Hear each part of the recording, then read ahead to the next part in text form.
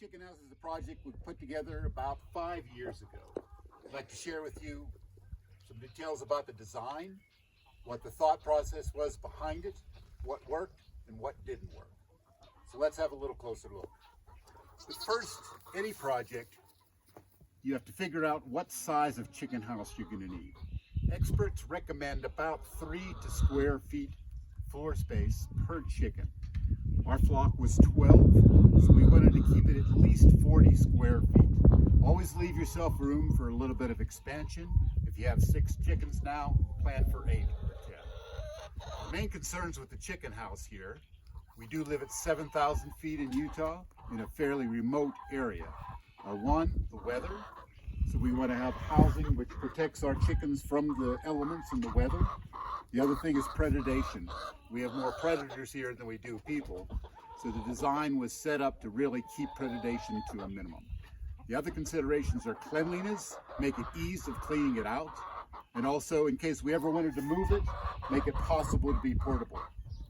So we'll go through the design and I'll show you a couple features and some of the materials we use.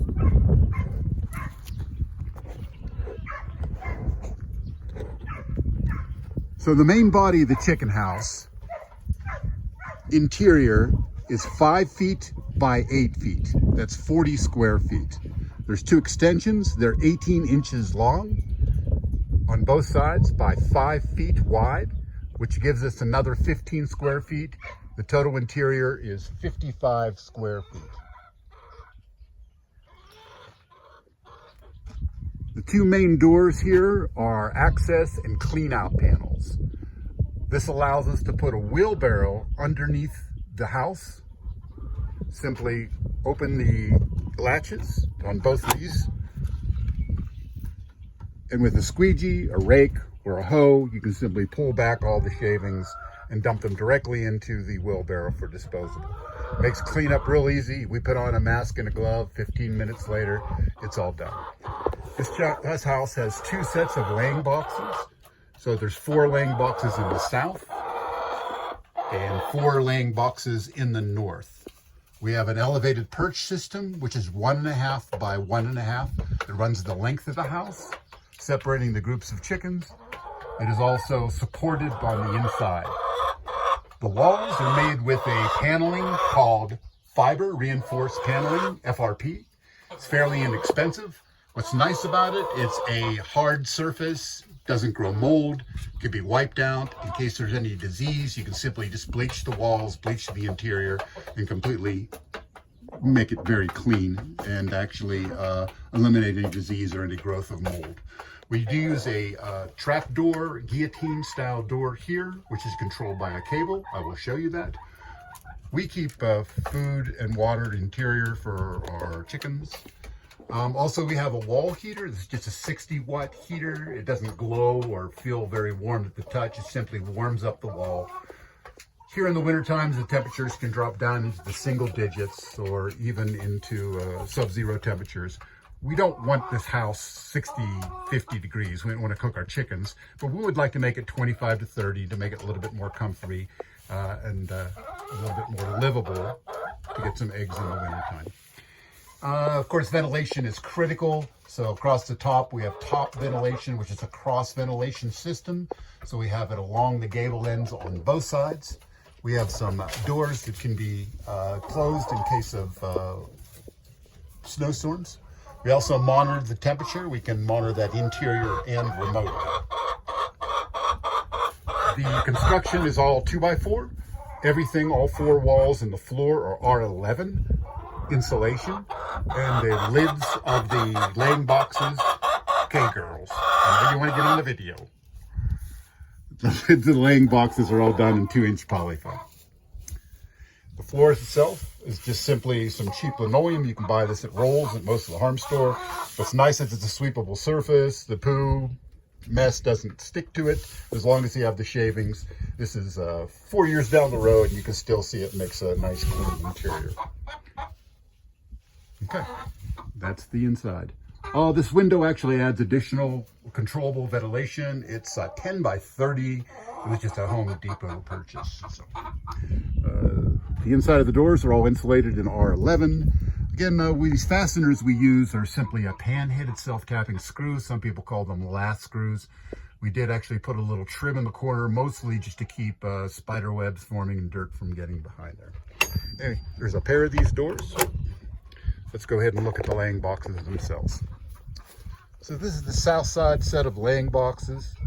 The entrance to them inside is about 12 inches, tapering down to 9 inches in the back. They're about 16 inches long in the interior. Makes a nice cozy little spot. Chickens, depending on the time of year and the angle of the sun, like to hide from the sun and have their own cozy little area to lay eggs. So sometimes they like the north, sometimes they like the south. Here are the external vents with our little doors that we can actually shut in case of a snowstorm. They simply latch shut, but still permit some cross ventilation. Okay. So we'll look at this system here. We simply just put a barn style door latch on there. You can pick them up and they lock. So we have a little rope here that releases it, keeps them getting conked on the head when you go to collect eggs. And here's the laying boxes separated by 1/2-inch plywood. Again, like I mentioned, the interior of this drop door is raised up and it has 2-inch poly foam in there. Plus all the seals are overlapping. So there's simply just no way for the water to get back up in there. It simply rolls off. The roofing we did is that pro panel roofing, metal roofing. We had some scraps laying around for those projects. Underneath, it's all 5/8 plywood.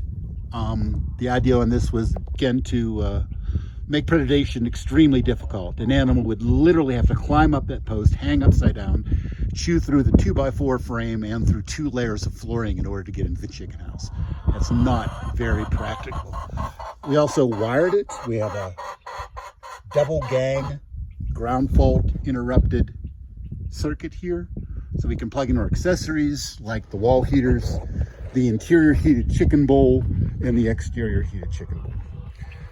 So part of our plan here, of course, to reduce predation was we have this small chain linked off area for the chickens only. This allows us to feed the chickens separately and water them without the goats getting in, and it gives them access to the main paddock. We had to put an extra board in there because we had a charismatic young goat, which actually was able to slip in there. Here's the outside pulley system. We simply made a small connecting box from the exterior of the chicken house to the interior of the pen. And we have this cable system here on a pulley.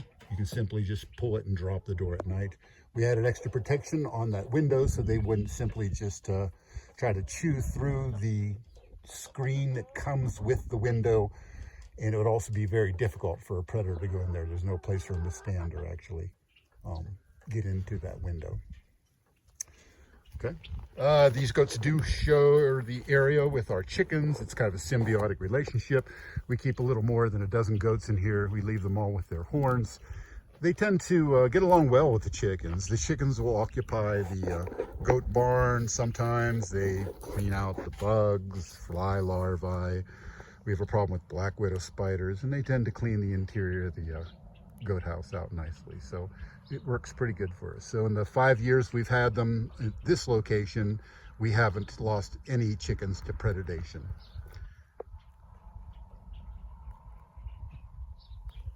A couple of last things, of course, the materials. We use some of the stuff we had on hand. This is using 6 4x4 posts. The front and back posts are screwed to post bases. If you ever wanted to move this house, you simply unscrew the 4 post. You can put a beam across the front of it, pick it up, put a trailer underneath it, or just come in with your tractor and pick it up and move it. So you could actually move it to a new location or sell it if you get done with chickens. And right now, chicken houses, as you probably know, are fairly expensive. In order to keep chickens happy, they need at least 10 square feet of exterior space per chicken.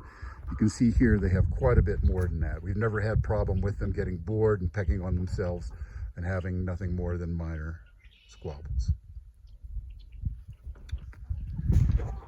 The chicken house itself is skinned with fencing stays. These are inexpensive cedar stays that you can buy at the home supply stores, Home Depot, Lowe's.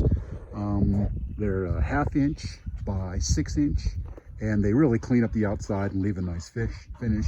Plus, being cedar, they're fairly weather resistant and just leave a real nice finish. They're mostly aesthetic, although we do use them to seal the doors along with the piano hinges in our locks. Roofing is simply the Pro Panel green roofing. You can actually buy this already at the Home Depot stores with the trim on the front to keep the snow and water from getting underneath the roofing itself. So, anyway, that's our chicken house effort. We've been real happy with it. Some of the things that we didn't really count on, the drop door in there, the guillotine door, I actually built out of wood. That was a mistake. It tends to swell up in warm weather. In fact, you can see there's a little rubber mallet sitting there. But when the door won't go down, you got to come sometimes give it a smack to get it to drop down. The size is fine for what we're doing. We feel we can go up to 15 chickens in this house with the 40-foot interior and the 12 square foot extensions. We have basically 55 square feet of floor space. So again, this is Steve from Utah. This is our chicken house tech, and the chickens are definitely chiming in. And if you see something you like, please let me know. If you see something you don't like or have a question about, just make a comment. I'd be glad to answer it. Anyway, I hope this helps, guys. And that was how we put our chicken palace together. My wife calls it the Peep Palace. Good luck.